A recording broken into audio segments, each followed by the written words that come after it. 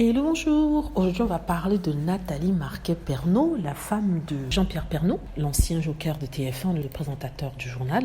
Donc, elle se fait descendre sur les réseaux parce qu'elle a eu le tort, d'après certains, de poster un état d'âme sur la disparition de son mari. Donc, elle n'arrive pas à dépasser ce stade-là, malheureusement, du deuil. Et celui-ci est décédé en mars dernier, le 2 mars 2022. Et ça fait que quelques mois, moins de 6 mois. Et il est tout à fait compréhensible qu'elle ne puisse pas faire son deuil. Ce sont des choses qui arrivent, surtout quand on est resté longtemps avec une personne et qu'on a des enfants avec cette personne, on est toujours amoureux de cette personne ou amoureuse de cette personne. Il est tout à fait normal de ne pas pouvoir dépasser l'état du deuil, de ne pas accepter sa disparition, même si, comme certains le disent, oui, il était malade et tout ça. Elle est allée sur Twitter parler de celui-ci.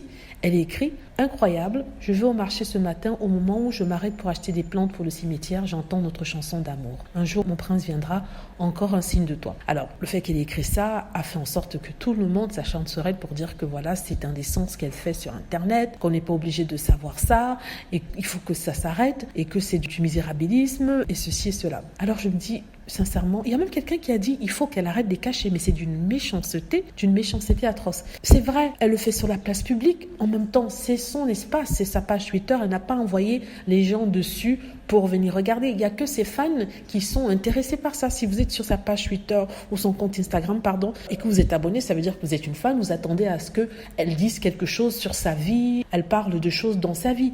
Avant le décès de son mari, elle parlait peut-être de ses courses du matin, de sa vie en général, de ses projets, et c'était bien accepté. Donc je vois pas pourquoi le fait qu'elle parle dans son espace personnel, je rappelle qu'une page Instagram et une page Twitter sont des espaces personnels. Il n'y a que ceux qui sont des fans qui vont s'y abonner, parce que vous n'allez pas vous abonner sur une page si vous n'êtes pas fan. Donc justement, elle se confie à ses fans, aux personnes qui sont abonnées, pour dire que voilà, elle a du mal à faire son deuil, et que chaque fois qu'elle va quelque part, notamment au marché, elle entend une chanson, ça lui rappelle sa vie avec ce monsieur, avec Jean-Pierre Pernaut. Donc il faut quand même un peu de compassion, je trouve, parce qu'il faut se mettre à la place des personnes peut-être qui sont très critiques, n'ont pas eu une perte d'un proche. Moi, je ne dis pas d'un ami ou d'une cousine au 10e degré. Moi, je parle de quelqu'un de très proche, par exemple un grand-parent qu'on adorait, une mère, un mari et même un enfant. Un enfant, c'est le pire. Je connais quelqu'un qui a perdu un fils il y a 10 ans. Jusqu'à aujourd'hui, elle n'arrive pas à s'en remettre. Donc, c'est facile de dire, arrête. Mais peut-être qu'elle n'a pas d'autres personnes à qui parler. Peut-être ça fait du bien de parler sur Twitter.